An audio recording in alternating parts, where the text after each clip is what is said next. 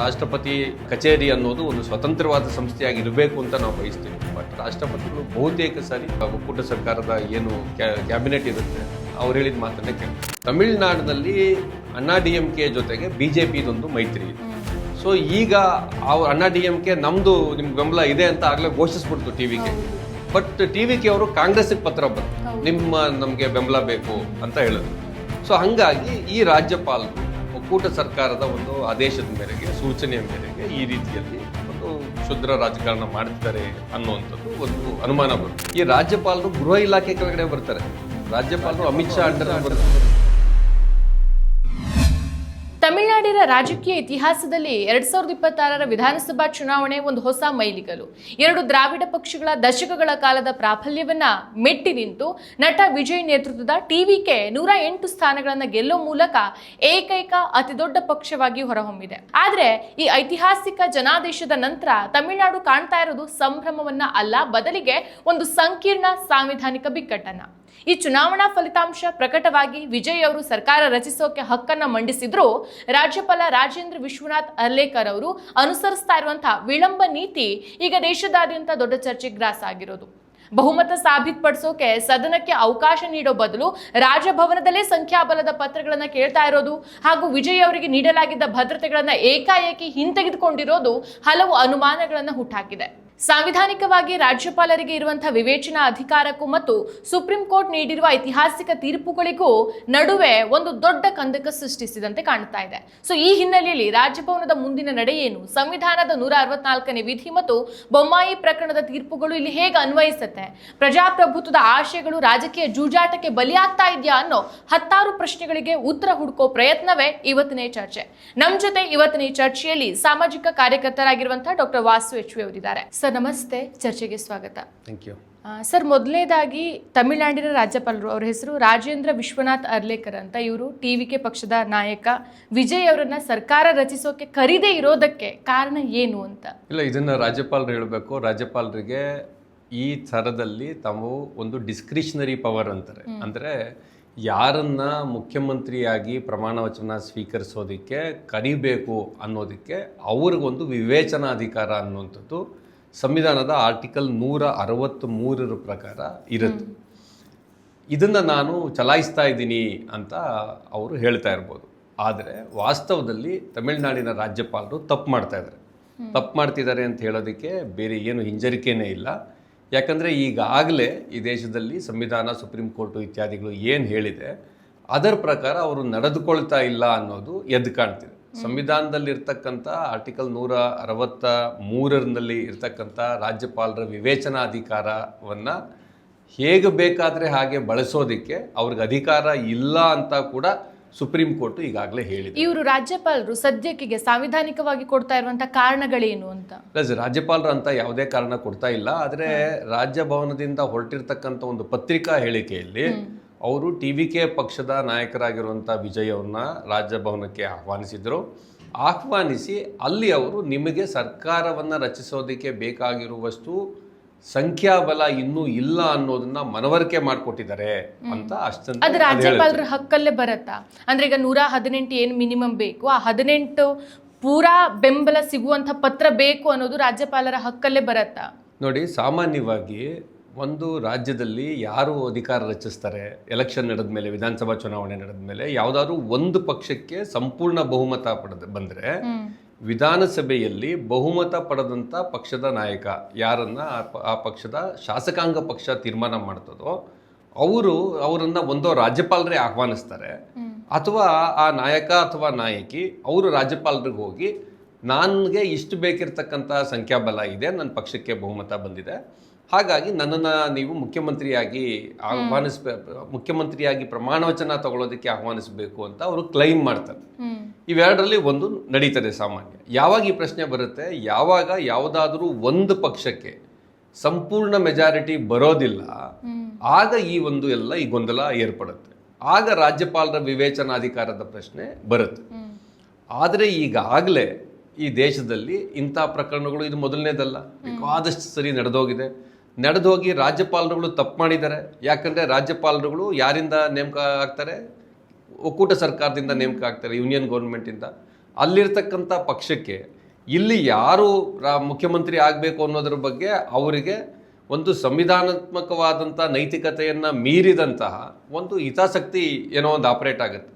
ಇದು ಹಿಂದಿನಿಂದಲೂ ಕೂಡ ನಡ್ಕೊಂಡ್ ಬಂದಿದೆ. ಇದನ್ನ ವಿಶೇಷವಾಗಿ ಈ ಹಿಂದೆ ಕಾಂಗ್ರೆಸ್ ಸರ್ಕಾರ ಮತ್ತು ಇಂದಿರಾ ಗಾಂಧಿಯವರು ಪ್ರಧಾನಮಂತ್ರಿ ಆಗಿದ್ದಾಗ ರಾಜ್ಯ ಸರ್ಕಾರಗಳನ್ನು ಉರುಳಿಸ್ತಾ ಇದ್ದಿದ್ದು, ಯಾರನ್ನ ಮುಖ್ಯಮಂತ್ರಿಯಾಗಿ ಕರಿಬೇಕು ಅನ್ನೋದ್ರಲ್ಲಿ ರಾಜ್ಯಪಾಲರು ಒಕ್ಕೂಟ ಸರ್ಕಾರದ ಏಜೆಂಟ್ ಥರ ನಡ್ಕೊಂಡಿದ್ದು ಇವೆಲ್ಲ ನಡೆದೋಯ್ತು ಈ ದೇಶದೊಳಗಡೆ. ನಡೆದು ಅದೆಲ್ಲ ಆದಮೇಲೆ ಒಂದು ಸರ್ಕಾರಿಯ ಕಮಿಷನ್ ಅಂತೇಳಿ 1983 ಜೂನ್ನಲ್ಲಿ ಸರ್ಕಾರಿಯ ಅಂತ ಒಬ್ಬರು ಸುಪ್ರೀಂ ಕೋರ್ಟ್ನ ಜಡ್ಜ್ ಇದ್ದರು. ಅವರ ನೇತೃತ್ವದಲ್ಲಿ ಒಂದು ಕಮಿಷನನ್ನು ಇಂದಿರಾ ಗಾಂಧಿ ಅವರ ಕಾಲದಲ್ಲೇ ನೇಮಕ ಮಾಡಲಾಯಿತು. ಆ ಕಮಿಷನ್ನು 1988ರಲ್ಲಿ 247 ರೆಕಮೆಂಡೇಶನ್ ಕೊಡ್ತು. ಅದರಲ್ಲಿ ಕೇಂದ್ರ ಮತ್ತು ರಾಜ್ಯಗಳ ನಡುವಿನ ಸಂಬಂಧ, ಗವರ್ನರ್ನ ಪವರು, ಆರ್ಟಿಕಲ್ 356 ಈ 356ನೇ ವಿಧಿಯ ಪ್ರಕಾರ ರಾಜ್ಯಪಾಲರು ಒಂದು ರಾಜ್ಯದಲ್ಲಿ ರಾಜ್ಯ ಸರ್ಕಾರವನ್ನು ಅಮಾನತಿನಲ್ಲಿಟ್ಟು ರಾಷ್ಟ್ರಪತಿ ಆಡಳಿತವನ್ನು ಜಾರಿಗೆ ತರೋದಕ್ಕೆ ರಾಷ್ಟ್ರಪತಿಗಳಿಗೆ ಶಿಫಾರಸು ಮಾಡುವಂಥ ಅಧಿಕಾರ ಏನು ಹೊಂದಿರ್ತಾರೆ ಅದರ ಬಗ್ಗೆ ಮತ್ತು ಬ್ಯಾಲೆನ್ಸ್ ಆಫ್ ಪವರ್ ಅಂತ ಕರೀತಾರೆ, ಇವೆಲ್ಲದಕ್ಕೆ ಸಂಬಂಧಪಟ್ಟಂಗೆ ಶಿಫಾರಸುಗಳನ್ನು ಕೊಟ್ಟರು. 247 ಶಿಫಾರಸುಗಳನ್ನು ಕೊಟ್ಟರು.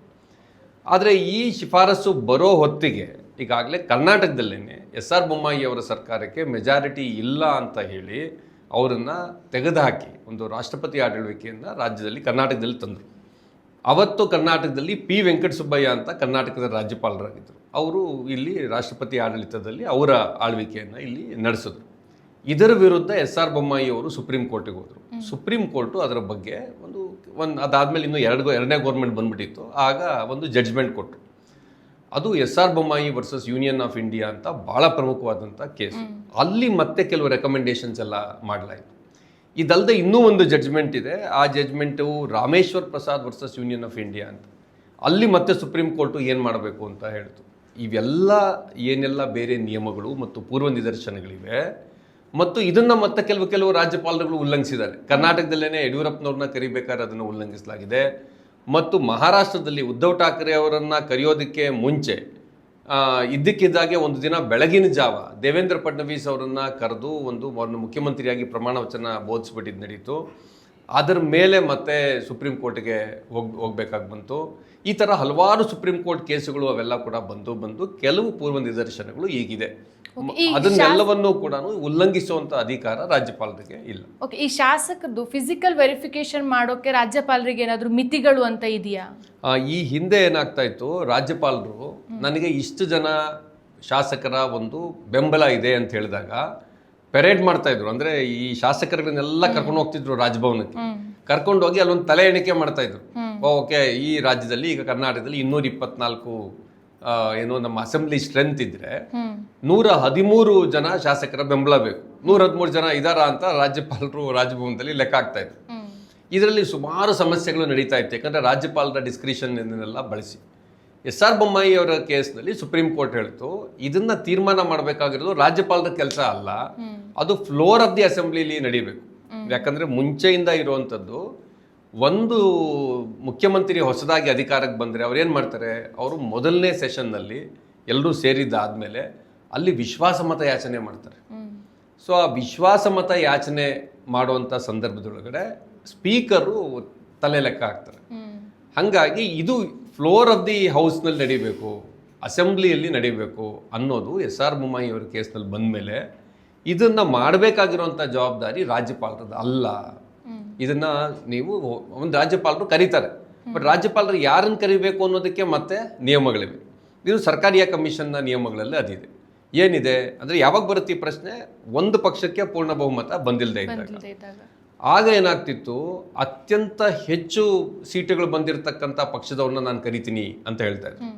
ಇದು ಯಾವಾಗಾಯಿತು, ಇದು 1991ರಲ್ಲಿ PV ನರಸಿಂಹರಾವ್ ಅವರು ರಾಜೀವ್ ಗಾಂಧಿ ಅವರ ಹತ್ಯೆ ಆಗಿತ್ತು. ಅದಾದಮೇಲೆ ಕಾಂಗ್ರೆಸ್ ಪಕ್ಷದ ಅಧ್ಯಕ್ಷರಾಗಿ PV ನರಸಿಂಹರಾವ್ ಅವರಿದ್ದರು.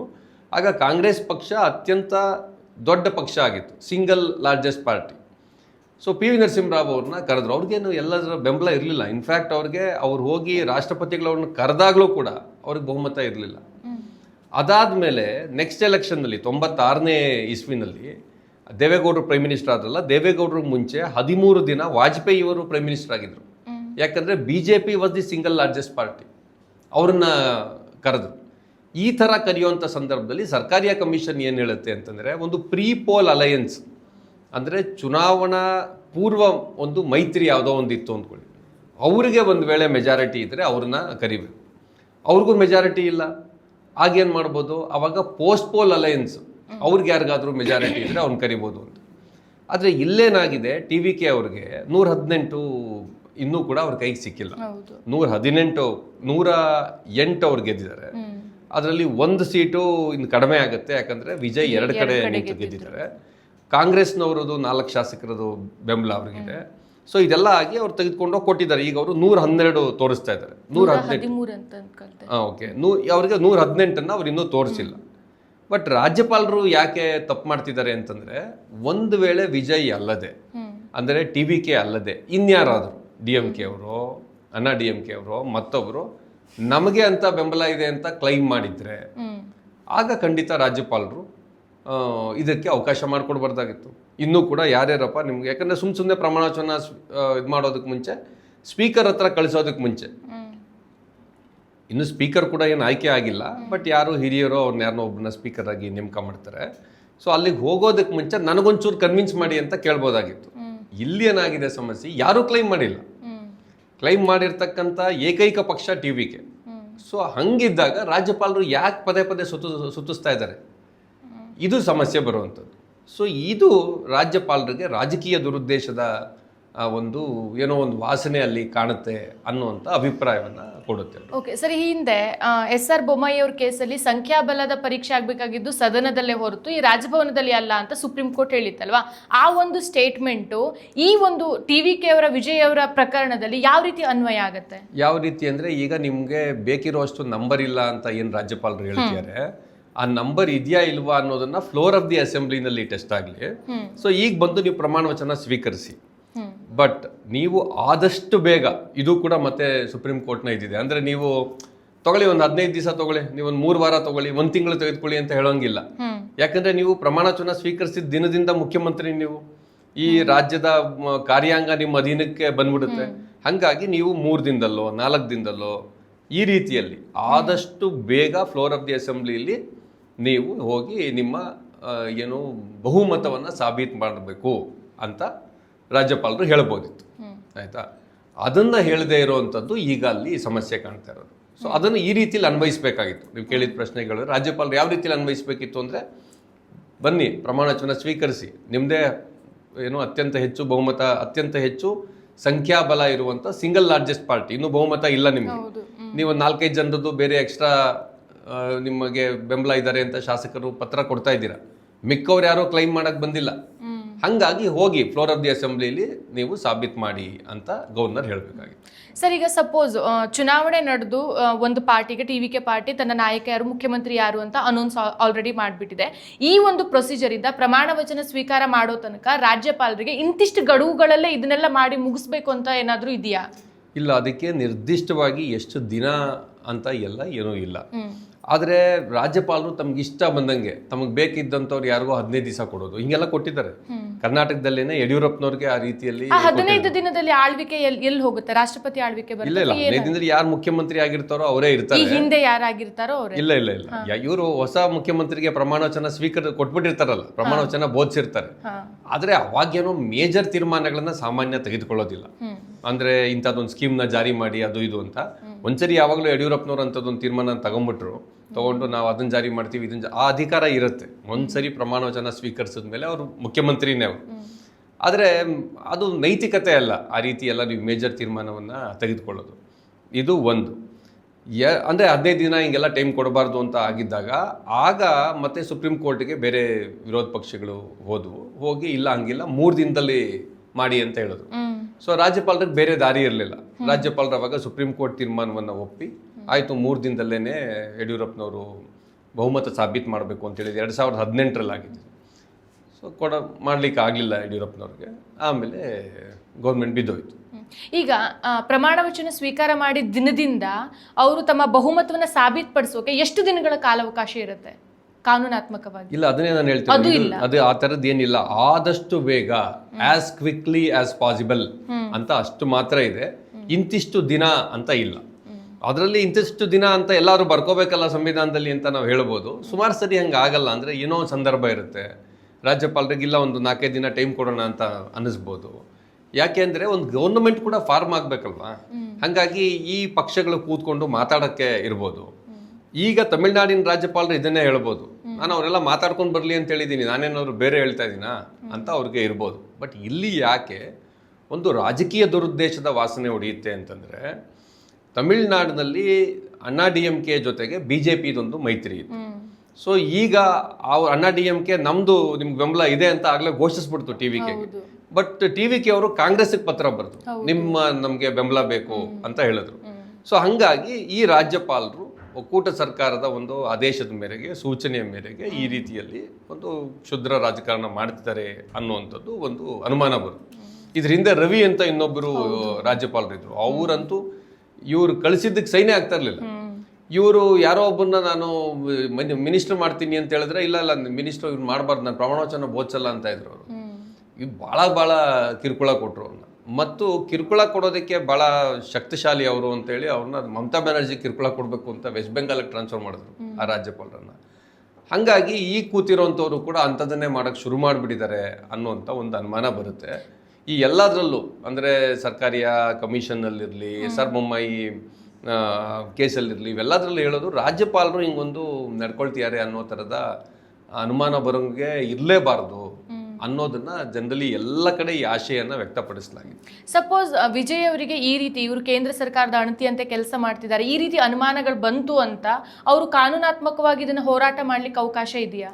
ಮಾಡ್ಬೋದು. ಬಟ್ ಸಾಮಾನ್ಯ ಏನಾಗುತ್ತೆ, ಸುಪ್ರೀಂ ಕೋರ್ಟ್ಗೆ ಇವ್ರು ಒಂದ್ಸರಿ ಕರೆದು ಈ ಥರ ಹೇಳಿದ ತಕ್ಷಣ ಮಾರನೇ ದಿನ ಸುಪ್ರೀಂ ಕೋರ್ಟ್ಗೆ ಹೋಗ್ಬಿಟ್ರೆ, ಸುಪ್ರೀಂ ಕೋರ್ಟ್ ಫಸ್ಟ್ ಅಲ್ಲಿ ಹೋಗಿ ಗವರ್ನರ್ ಹತ್ರ ಮಾತಾಡಬೇಕಾದಷ್ಟು ಮಾತಾಡಪ್ಪ ಅಂತ ಹೇಳ್ತಾರೆ.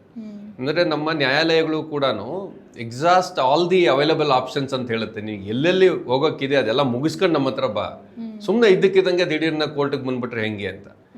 ಆದರೆ ಈಗ ಇನ್ನೊಂದು 2-3 ದಿನ ಕಾದು DMKನೋ ಅಣ್ಣಾ DMKನೋ ಯಾರೋ ಅವರು ಹೋಗಿ ನಾವು ಗೌರ್ನಮೆಂಟ್ ಮಾಡ್ತೀವಿ ಅಂತ ಕ್ಲೈಮ್ ಮಾಡೋಕ್ಕೆ ಹೊರಟುಬಿಟ್ರು ಅಂತ ಇಟ್ಕೊಳ್ಳಿ. ಅವ್ರ ಹತ್ರನೂ ನಂಬರ್ಸ್ ಇರಲ್ಲ, ಅವ್ರನ್ನೇನಾದರೂ ಕರೆದ್ಬಿಟ್ರು, ಅವಾಗ TVK ಹೋಗ್ಬೋದು. ಅಂದರೆ ಅವರು 70-80 ಸೀಟಿಂದ ಹೋಗ್ತಾ ಇದ್ದಾರೆ, ನಾನು ಇಲ್ಲಿ ಆಗ್ಲೇನೆ ಏನು 112-111 ಕೊಟ್ಟಿದ್ದೀನಿ ಅಂತ ಹೇಳಿ ಸುಪ್ರೀಂ ಕೋರ್ಟ್ಗೆ ಹೋಗ್ಬೋದೇ ಹೊರತು ಅದಕ್ಕಿಂತ ಇಂತಿಷ್ಟೇ ದಿನದಲ್ಲಿ ಇದೆಲ್ಲ ಮಾಡಿಬಿಡ್ಬೇಕು ಅಂತ ಏನೂ ಇಲ್ಲ. ಸರ್, ಈಗ ರಾಜ್ಯಪಾಲರ ಮೊದಲ ಆಯ್ಕೆ ಅತಿ ದೊಡ್ಡ ಪಕ್ಷದ ನಾಯಕನನ್ನ ಮೊದಲು ಆಹ್ವಾನಿಸೋದಾ ಅಥವಾ ಮೈತ್ರಿಕೂಟಕ್ಕೆ ಮೊದಲ ಆದ್ಯತೆ ಕೊಡೋದಾ? ಇಲ್ಲ, ಇದರಲ್ಲಿ ಪ್ರೀ ಪೋಲ್ ಅಲಯನ್ಸ್ ಒಂದು ಅತ್ಯಂತ ದೊಡ್ಡ ಪಕ್ಷ ಅಂತ ಕರೆದಾಗ್ಲೂ, ಸಪೋಸ್ ಈಗ ಒಂದು ಪಕ್ಷಕ್ಕೆ 70 ಸೀಟ್ ಬಂದಿರುತ್ತೆ, ಅವ್ರದ್ದೇ ಚುನಾವಣಾ ಪೂರ್ವ ಮೈತ್ರಿಗೆ ಒಂದು ಅವ್ರಿಗೊಂದು 34 ಮೈತ್ರಿ ಪಕ್ಷಕ್ಕೆ ಒಂದು 30-40 ಬಂದಿರುತ್ತೆ ಅನ್ಕೊಳ್ಳಿ, ಅವಾಗ 110 ಸೀಟ್ ಅವ್ರದ್ದು ಆಯ್ತು ಅನ್ಕೊಳ್ಳಿ, ಆಗ ಅವ್ರನ್ನೇ ಕರಿಬೇಕಾಗುತ್ತೆ. ಅದನ್ನು ಬಿಟ್ಟು 80 ಸೀಟ್ ಬಂದಿರೋಂಥ ಇನ್ನೊಂದು ಪಕ್ಷ ಯಾವ್ದಾದ್ರು ಇದ್ರೆ ಅದು ಪ್ರೀಪೋಲ್ ಅಲಯನ್ಸ್ ಅಲ್ಲ. ಈಗ ಯಾವ್ದು ಪ್ರೀಪೋಲ್ ಯಾವ್ದಲ್ಲ ಅನ್ನೋದು ಕ್ಲಿಯರ್ ಆಗಿ ಗೊತ್ತಾಗ್ಬಿಡುತ್ತಲ್ವ ನಿಮ್ಗೆ. ಈಗ DMK ಜೊತೆಗೆ ಪ್ರೀಪೋಲ್ ಅಲ್ಲಿ ಕಾಂಗ್ರೆಸ್ ಇತ್ತು, ಈಗ ಅವರು ಶಿಫ್ಟ್ ಆಗಿ TVK ಸಪೋರ್ಟ್ ಮಾಡ್ತಿದ್ದಾರೆ. ಸೊ ಅದು ಪ್ರೀಪೋಲ್ ಅಲಯನ್ಸ್ ನ ಭಾಗ ಆಗಿರ್ಲಿಲ್ಲ TVK, ಬಟ್ ಅಧಿಕೃತವಾಗಿ ಲೆಟರ್ ಕೊಟ್ಟಿದ್ದಾರೆ. ಮತ್ತು DMK ಮತ್ತು ಅದರ ಎಲ್ಲ ಪ್ರೀಪೋಲ್ ಅಲೈಸ್ ಸೇರಿದ್ರೂ ಕೂಡ TVK ಅಷ್ಟು ಹೆಂಗೂ ಸೀಟ್ ಆಗೋದಿಲ್ಲ. ಹಂಗಾಗಿ ಅಂಥದ್ದೇನೂ ಇಲ್ಲ. ಈಗ ಒಂದು ಹೈಪಥೆಟಿಕಲ್ ಸಿಚುಯೇಷನ್ನ ಇಟ್ಕೊಳ್ಳೋಣ. ಸಪೋಸ್ DMK ಮತ್ತು ಅಣ್ಣಾ DMK ಒಂದಾಗ್ಬಿಟ್ಟಿತ್ತು ಅಂತ ಇಟ್ಕೊಳ್ಳಿ. ಒಂದಾಗಿ ಅವರಿಬ್ಬರು ಹೋಗಿ ನಾವು ಮತ್ತು ಏನು ಅವ್ರ ಜೊತೆಗೆ ಇನ್ನೊಂದು ಕೆಲವು ಪಕ್ಷಗಳೆಲ್ಲ ಸೇರಿಬಿಟ್ಟು ಇವರ 108ಕ್ಕಿಂತ ಜಾಸ್ತಿ 109 110 ಶಾಸಕರ ಬೆಂಬಲ ಇದೆ ಅಂತ ತಗೊಂಡೋಗಿ ಕೊಟ್ಬಿಟ್ಟಿದ್ರು ಅನ್ಕೊಳ್ಳಿ. ಅವಾಗ ರಾಜ್ಯಪಾಲರಿಗೆ ನನ್ನ ಹತ್ರ ಲೆಟರ್ ಬಂದಿದೆ ಅಂತ ಹೇಳ್ಬೋದಾಗಿತ್ತು. ಅದು ಪ್ರೀಪೋಲ್ ಅಲಯನ್ಸ್ ಅಲ್ಲದೆ ಇರ್ಬೋದು, ಬಟ್ ರಾಜ್ಯಪಾಲರಿಗೆ ಅವ್ರ ಡಿಸ್ಕ್ರಿಷನ್ಗೆ ಒಂದು ಎಕ್ಸ್ಟ್ರಾ ಏನೋ ಒಂದು ಸ್ಪೇಸ್ ಇರ್ತಾ ಇತ್ತು. ಏನೂ ಇಲ್ಲ, ಈಗ ಕ್ಲಿಯರ್ ಆಗಿ ಒಂದು ಸಿಂಗಲ್ ಲಾರ್ಜೆಸ್ಟ್ ಪಾರ್ಟಿ ಅವ್ರದ್ದೇ ಇದೆ. ಯಾವುದೇ ಅಲಯನ್ಸು ಕೂಡ ಅವ್ರ ಹತ್ತಿರಕ್ಕೆ ಬಂದಿಲ್ಲ, TVK ಹತ್ತಿರಕ್ಕೂ ಬಂದಿಲ್ಲ. ಹಾಗಾಗಿ ಇವರು ವಿಜಯನೇ ಕರಿಬೇಕಾಗಿತ್ತು. ಸರ್, ರಾಜ್ಯಪಾಲರು ಏನಾದರೂ ಉದ್ದೇಶಪೂರ್ವಕವಾಗಿ ಇದನ್ನು ಡಿಲೇ ಮಾಡ್ತಿದ್ದಾರೆ ಅಂತ ಸಾಬೀತಾದರೆ ಇಲ್ಲಿ ರಾಷ್ಟ್ರಪತಿಯವರು ಇನ್ವಾಲ್ವ್ ಆಗುವಂಥ ಸಾಧ್ಯತೆಗಳಿರತ್ತಾ? ರಾಷ್ಟ್ರಪತಿಗಳು ಹಂಗೆ ಯಾವಾಗಲೂ ಮಾಡಿಲ್ಲ ಇಲ್ಲಿ ತನಕ. ರಾಷ್ಟ್ರಪತಿಗಳು ರಾಜ್ಯಪಾಲರಿಗೆ ಚೀಮಾರಿ ಹಾಕಿ ಅವ್ರನ್ನ ಟ್ರಾನ್ಸ್ಫರ್ ಮಾಡಿಬಿಟ್ಟಿದ್ದು. ಯಾಕೆಂದ್ರೆ ಬಹುತೇಕ ಸರಿ ಏನಾಗುತ್ತೆ, ಇದೆಲ್ಲವೂ ಕೂಡ ಕೇಂದ್ರ ಸರ್ಕಾರ ಒಕ್ಕೂಟ ಸರ್ಕಾರ ಏನಿರುತ್ತೆ, ಈ ರಾಜ್ಯಪಾಲರು ಗೃಹ ಇಲಾಖೆ ಕೆಳಗಡೆ ಬರ್ತಾರೆ. ರಾಜ್ಯಪಾಲರು ಅಮಿತ್ ಶಾ ಅಂಡರಲ್ಲಿ ಬರುತ್ತೆ ಅವರು. ಮತ್ತು ಈಗ ರಾಷ್ಟ್ರಪತಿಗಳಿಗೆ ಕಳಿಸಿದಾಗಲೂ ಕೂಡ ಅವರು ಕೇಂದ್ರ ಸರ್ಕಾರದ ಒಪಿನಿಯನ್ ಕೇಳ್ತಾರೆ. ಸೊ ಈ ರೀತಿಲಿ ಇದು ಬೇಸಿಕಲಿ ನಾವು ಇದೆಲ್ಲ ಒಂದು ಪ್ರತ್ಯೇಕ ರಾಷ್ಟ್ರಪತಿ ಕಚೇರಿ ಅನ್ನೋದು ಒಂದು ಸ್ವತಂತ್ರವಾದ ಸಂಸ್ಥೆಯಾಗಿ ಇರಬೇಕು ಅಂತ ನಾವು ಬಯಸ್ತೀವಿ. ಬಟ್ ರಾಷ್ಟ್ರಪತಿಗಳು ಬಹುತೇಕ ಸಾರಿ ಅವರು ಕೇಂದ್ರ ಸರ್ಕಾರ ಅಥವಾ ಒಕ್ಕೂಟ ಸರ್ಕಾರದ ಏನು ಕ್ಯಾಬಿನೆಟ್ ಇರುತ್ತೆ ಅವ್ರು ಹೇಳಿದ ಮಾತನ್ನೇ ಕೇಳ್ತಾರೆ. ಓಕೆ, ಮತ್ತೊಂದಂತಂದ್ರೆ ರಾಜ್ಯಪಾಲರು ಈ ರೀತಿ ಡಿಲೇ ಮಾಡ್ತಾ ಇರುವಂಥ ಈ ಒಂದು ಧೋರಣೆ ತಮಿಳುನಾಡಲ್ಲಿ ಹಾರ್ಸ್ ಟ್ರೇಡಿಂಗ್ಗೆ ಏನಾದರೂ ಅವಕಾಶ ಮಾಡಿಕೊಡ್ಬೋದಾ ಅಥವಾ ರಾಜಕೀಯವಾಗಿ ಅಸ್ಥಿರಕ್ಕೆ ಇದು ದಾರಿ ಮಾಡಿಕೊಡ್ಬೋದಾ? ಇದರಲ್ಲಿ ಅದು ಅಂತ ಸಾಧ್ಯತೆ ಕಡಿಮೆ ಇದೆ ಅಂತ ನನಗೆ ಅನ್ಸುತ್ತೆ. ಯಾಕಂದ್ರೆ ಯಾರಿಗೂ ಮೆಜಾರಿಟಿ ಇಲ್ಲದೆ ಇರೋದು. ಇಲ್ಲ, ಅಷ್ಟು ಮಾತ್ರ ಅಲ್ಲ, DMK ಮತ್ತು ಅಣ್ಣಾ DMK ಒಂದಾಗ್ಬಿಡ್ತವೆ ಅನ್ನೋದು ಚರ್ಚೆ ಬಂತು. ಅದೇ ಅಣ್ಣಾ DMK ಅವರು ಬಟ್ ಆ ಥರ ಪ್ರಪೋಸಲ್ ಆಗಲೇ ಮಾಡೋದು ಭಾಳ ವಿಶೇಷವಾದದ್ದು. ಯಾಕಂದ್ರೆ ಇವೆರಡೂ ಪಕ್ಷಗಳು ಕಳೆದ ಒಂದು 45 ವರ್ಷಗಳಿಗಿಂತ ಹೆಚ್ಚು ಕಾಲದಿಂದ ಪರಸ್ಪರ ಪೈಪೋಟಿನಲ್ಲಿ ಇದ್ದಾರೆ. ಬಹುಶಃ 1977 ಅಂತ ಕಾಣುತ್ತೆ. ಮತ್ತು ಅವೆರಡು ಪಕ್ಷಗಳ ಈ ಕಾರ್ಯಕರ್ತರಿಂದ ಹಿಡಿದು ಮೇಲಿನ ತನಕ ಎಲ್ಲ ವಿರೋಧಿಗಳನ್ನೇ ಇರ್ತಾರೆ. ಆದರೂ ಅಣ್ಣಾ DMK ಅಂತದೊಂದು ವಿಚಾರನ ಮುಂದೆ ಇಡ್ತು. ಬಟ್ DMK ಅದನ್ನು ಒಪ್ಪಿಲ್ಲ. ಹಾಗಾಗಿ ಇನ್ನು ಏನೆಲ್ಲ ನಡೆದರೂ ಕೂಡ ಮತ್ತು DMK ತಾನು ವಿರೋಧ ಪಕ್ಷದಲ್ಲಿ ಇರ್ತೀನಿ ಅಂತ ಹೇಳ್ಬಿಡ್ತು. ಹೇಳಿದ್ಮೇಲೆ ಇನ್ನೇನಿದೆ, ಇನ್ನಿರೋದು ಸಣ್ಣ ಸಣ್ಣ ಪಕ್ಷಗಳು ಯಾವ ಕಡೆ ಹೋಗ್ತವೆ ಅಂತ ಅವ್ರಿಗಿರೋದು ಬೇರೆ ಏನು ಆಪ್ಷನ್ ಇಲ್ಲ. ಇದು ಒಂದಿದೆ. ಇನ್ನೊಂದು ಇದರೊಳಗಡೆ ನಿಮಗೆ ಹಾರ್ಸ್ ಟ್ರೇಡಿಂಗ್ ಅನ್ನೋದು ಯಾವ ಥರ ನಡೆಯುತ್ತೆ ಅಂದರೆ ಕರ್ನಾಟಕದಲ್ಲಿ ಅಂಥದ್ದೊಂದು ಆಗ್ಲಿಕ್ಕೆ ಶುರುವಾಗಿತ್ತು. ಅಂದರೆ JDS ಮತ್ತು ಕಾಂಗ್ರೆಸ್ಸು ಎರಡೂ ಪಕ್ಷಗಳು ಕೂಡ ಒಟ್ಟು ಸೇರಿ ನಾವು ಮೈತ್ರಿ ಮಾಡ್ಕೊಳ್ತೀವಿ ಅಂತ ತೀರ್ಮಾನ ಮಾಡಿದ್ಮೇಲೆ ಕುಮಾರಸ್ವಾಮಿ ಅವ್ರನ್ನ ಚೀಫ್ ಮಿನಿಸ್ಟರ್ ಮಾಡೋಕ್ಕೆ 2018ರಲ್ಲಿ ಆಗಲೂ ಕೂಡ ಯಡಿಯೂರಪ್ಪನವ್ರಿಗೆ ಏನು ವಿಶ್ವಾಸ ಇತ್ತು? ಯಾವುದರ ಆಧಾರದ ಮೇಲೆ ಅವರು ನಾನು ಗೌರ್ಮೆಂಟ್ ಫಾರ್ಮ್ ಮಾಡ್ತೀನಿ ಅಂತ ಹೇಳಿದ್ರು?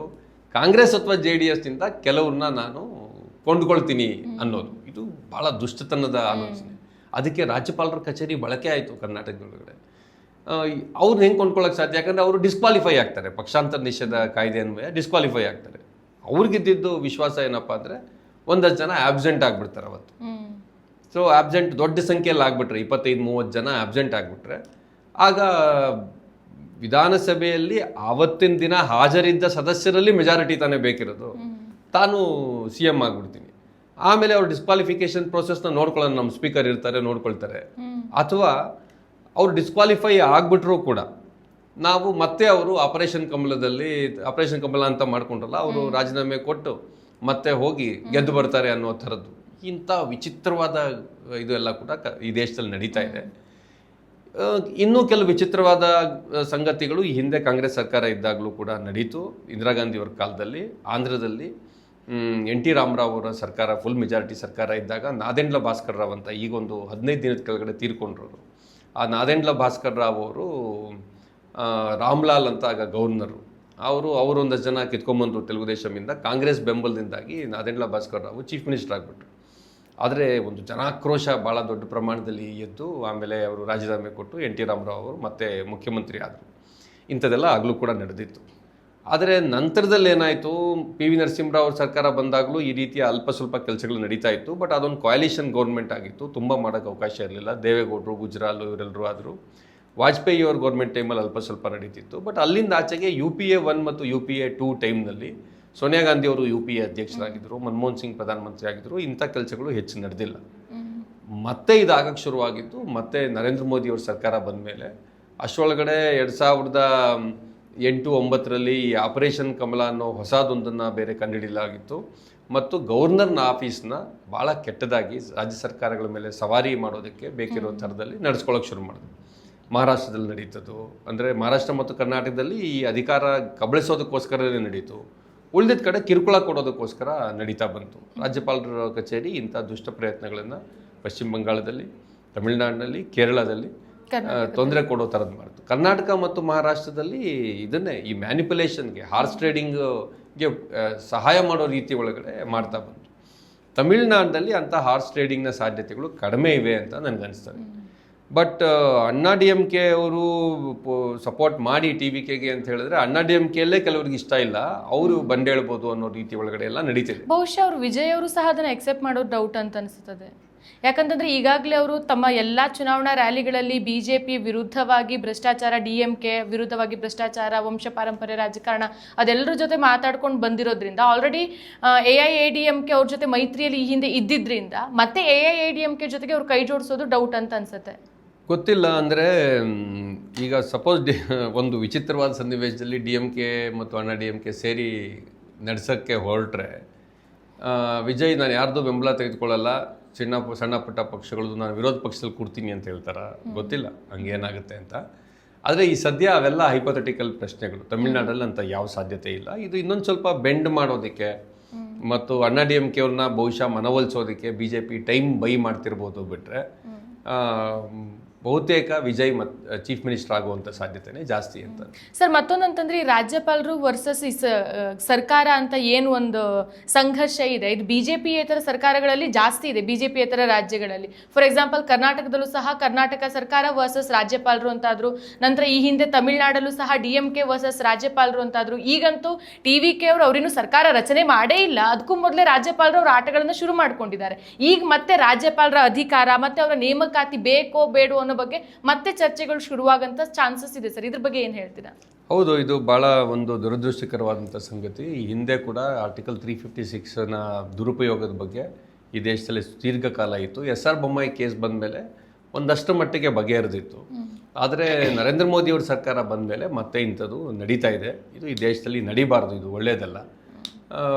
ಏನು ಜನಾದೇಶ ಬಂದಿರುತ್ತೆ ಅದಕ್ಕೆ ಒಪ್ಪಿಕೊಂಡು ನಡಿಬೇಕು. ಬಟ್ ಸಮಸ್ಯೆ ಬಂದಿರೋದು ಈಗ ಇನ್ನೊಂದು ಅಂದರೆ ಆ ಜನಾದೇಶವೇ ಒಂದು ಮ್ಯಾನುಫ್ಯಾಕ್ಚರ್ಡ್ SIR ಇತ್ಯಾದಿಗಳ ಮೂಲಕ ಅನ್ನುವಂಥ ಒಂದು ಸಿಟ್ಟು ಬಂದಾಗ ಏನಾಗುತ್ತೆ, ಡೆಮಾಕ್ರೆಟಿಕ್ ಫಂಕ್ಷನಿಂಗ್ ನಡೆಯೋಕ್ಕೆ ಆಗೋದಿಲ್ಲ. ಬಟ್ ಈಗೇನು ತಮಿಳ್ನಾಡಲ್ಲಿ ನಡೆಯೋಕ್ಕೆ ಇಟ್ಟಿದೆ ಇದು ಒಳ್ಳೆಯದಲ್ಲ.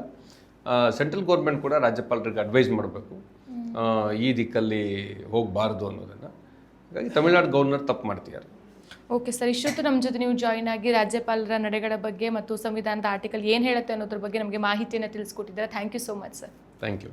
ಸೊ ವೀಕ್ಷಕರೇ, ನೋಡಿದ್ರಲ್ವಾ, ತಮಿಳುನಾಡಿನ ಇಂದಿನ ಈ ಅನಿಶ್ಚಿತತೆಯು ಕೇವಲ ಒಂದು ರಾಜ್ಯದ ಅಧಿಕಾರ ದಾಹದ ಪ್ರಶ್ನೆ ಅಲ್ಲ, ಇದು ಭಾರತದ ಒಕ್ಕೂಟ ವ್ಯವಸ್ಥೆಯಲ್ಲಿ ರಾಜ್ಯಪಾಲರ ಪಾತ್ರ ಮತ್ತು ಸಾಂವಿಧಾನಿಕ ಸಂಸ್ಥೆಗಳ ನಿಷ್ಪಕ್ಷಪಾತದ ಬಗೆಗಿನ ಗಂಭೀರ ಪ್ರಶ್ನೆ. 108 ಸ್ಥಾನಗಳನ್ನು ಗೆದ್ದು ಜನರ ವಿಶ್ವಾಸ ಗಳಿಸಿರುವಂತಹ ಪಕ್ಷವೊಂದಕ್ಕೆ ಸರ್ಕಾರ ರಚಿಸೋಕೆ ಅವಕಾಶ ನೀಡುವಲ್ಲಿ ಆಗ್ತಾ ಇರುವಂತಹ ವಿಳಂಬ, ಜನಾದೇಶಕ್ಕಿಂತ ವ್ಯವಸ್ಥೆಯ ಹಠಮಾರಿ ಧೋರಣೆಯೇ ದೊಡ್ಡದ ಅನ್ನೋ ಕಟು ಪ್ರಶ್ನೆಯನ್ನ ಎತ್ತುತ್ತಾ ಇದೆ. ಸೊ ರಾಜ್ಯಪಾಲರು ಕೇವಲ ಸಂಖ್ಯಾಬಲದ ಲೆಕ್ಕಾಚಾರಕ್ಕೆ ಅಂಟಿಕೊಳ್ಳದೇನೆ ಸುಪ್ರೀಂ ಕೋರ್ಟ್ ಈ ಹಿಂದೆ ಸ್ಪಷ್ಟಪಡಿಸಿರುವಂತೆ ಸದನದ ಒಳಗೆ ಬಹುಮತ ಸಾಬೀತುಪಡಿಸೋಕೆ ದಾರಿ ಮಾಡಿಕೊಡೋದು ಪ್ರಜಾಪ್ರಭುತ್ವದ ಘನತೆಗೆ ತಕ್ಕುದಾದ ನಡೆ. ಸೊ ರಾಜಭವನ ರಾಜಕೀಯ ಚದುರಂಗದಾಟದ ಕಣವಾಗೋ ಬದಲು ಸಂವಿಧಾನದ ರಕ್ಷಾ ಕವಚ ಆಗಬೇಕಾಗಿದೆ. ಒಂದು ವೇಳೆ ಈ ಬಿಕ್ಕಟ್ಟು ಸಂವಿಧಾನಬದ್ಧವಾಗಿ ಇತ್ಯರ್ಥ ಆಗದೆ ಇದ್ರೆ ಅದು ಕೇವಲ ನ್ಯಾಯಾಲಯದ ಮೆಟ್ಟಿಲೇರೋದು ಮಾತ್ರ ಅಲ್ಲ, ಜನಸಾಮಾನ್ಯರಲ್ಲಿ ಸಾಂವಿಧಾನಿಕ ವ್ಯವಸ್ಥೆಯ ಮೇಲಿರುವಂತಹ ನಂಬಿಕೆಯನ್ನ ಶಿಥಿಲಗೊಳಿಸಬಹುದು. ಕೊನೆಯದಾಗಿ, ಪ್ರಜಾಪ್ರಭುತ್ವದಲ್ಲಿ ಅಂತಿಮ ತೀರ್ಪುಗಾರರು ಮತದಾರರೇ ಹೊರತು ಸಾಂವಿಧಾನಿಕ ಪೀಠಗಳಲ್ಲಿ ಕುಳಿತ ವ್ಯಕ್ತಿಗಳಲ್ಲ ಅನ್ನೋದು ನೆನಪಿರಲಿ. ಮತ್ತಷ್ಟು ವಿಶೇಷ ವಿಡಿಯೋಗಳನ್ನು ನೋಡಲು ಮತ್ತು ಹೊಸ ವಿಡಿಯೋಗಳ ಬಗ್ಗೆ ತಿಳಿಯಲು EDina.com ಯೂಟ್ಯೂಬ್ ಚಾನೆಲ್ ಸಬ್ಸ್ಕ್ರೈಬ್ ಮಾಡಿ ಮತ್ತು ಬೆಲ್ ಐಕಾನ್ ಕ್ಲಿಕ್ ಮಾಡಿ.